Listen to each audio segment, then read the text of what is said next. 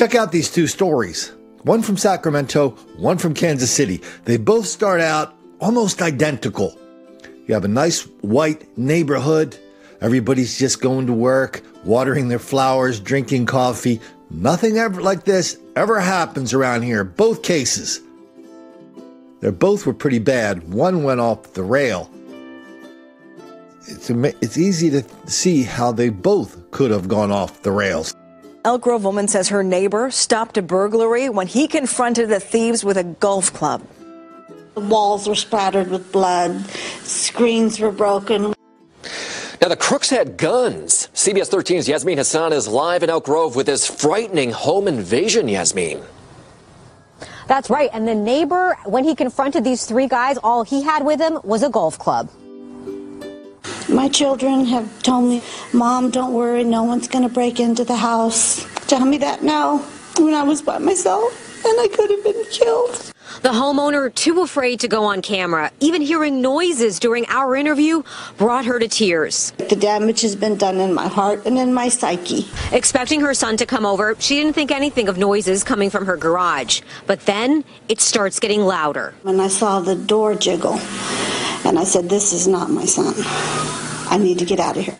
That's exactly what she did, running out of her house and straight to her neighbor. He calls police, grabs a golf club, and goes to stop the burglary. They're saying that one person possibly has a silver handgun. Once the neighbor is inside, he realizes he's facing three men with weapons. They had a gun. They were going to use it. Even though it's 3-on-1, police say the neighbor doesn't go running. He's stabbed twice, put in a chokehold, and still manages to hit at least one of the suspects with his golf club. He's a hero because they would have got me and they would have hurt me.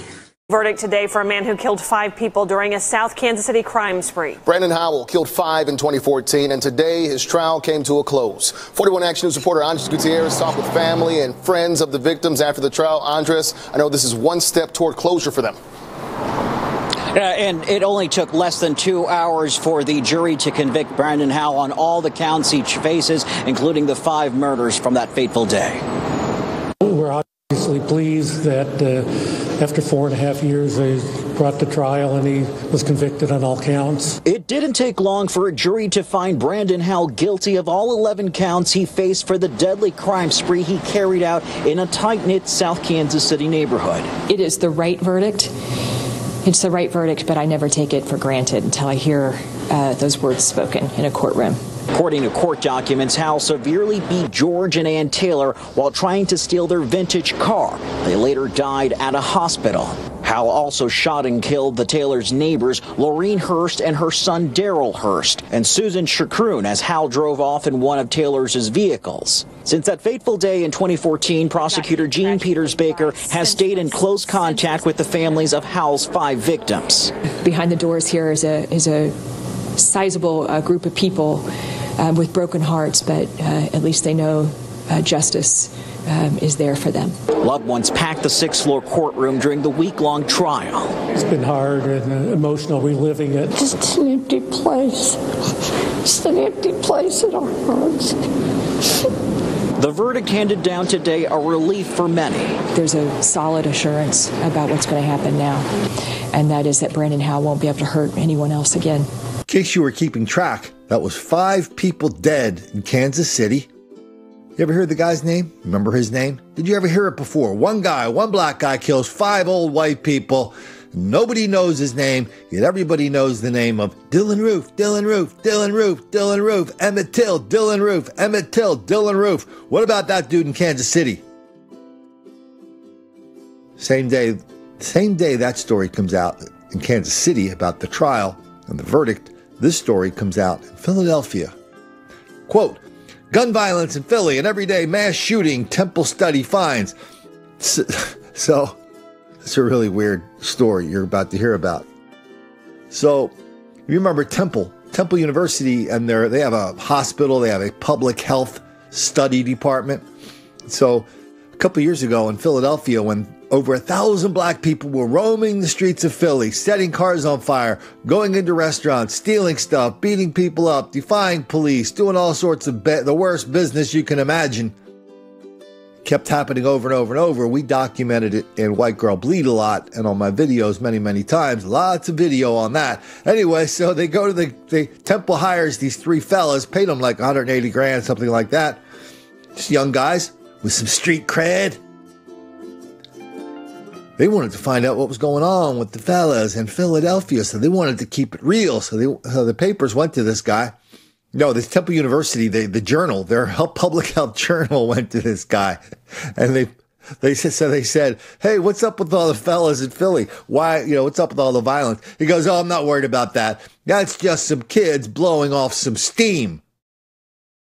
That's an official cause and solution from the public health professionals at Temple University.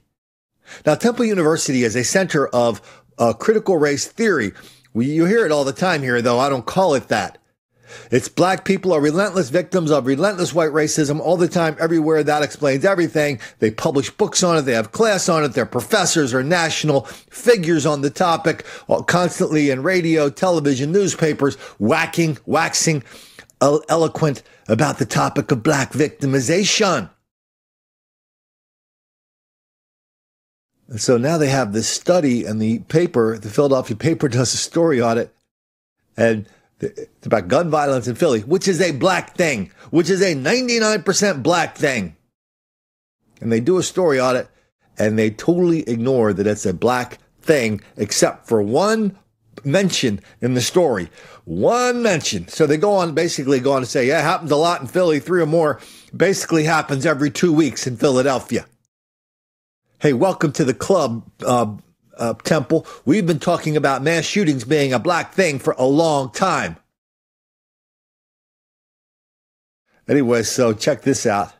They get this huge, long story. I'm reading the story for one reason. I really want to see if the same paper that introduces the racial element in almost every other kind of story in their paper, the same university whose core mission is to introduce critical race theory into the most mundane of situations. Now we have a place where black people are shooting up the town in mass shootings every 2 weeks. Is anybody going to mention it?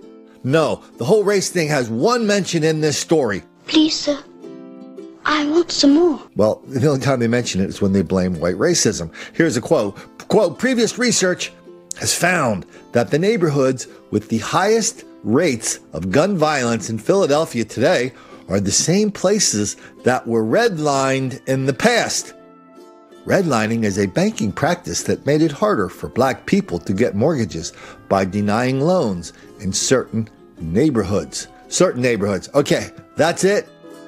We have an epidemic of black violence in Philadelphia, and the best you can do is blame it on a banking practice from the 1940s.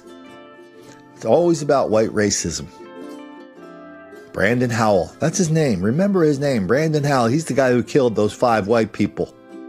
Why did they deserve to have a Jaguar and he didn't? One reason, white racism.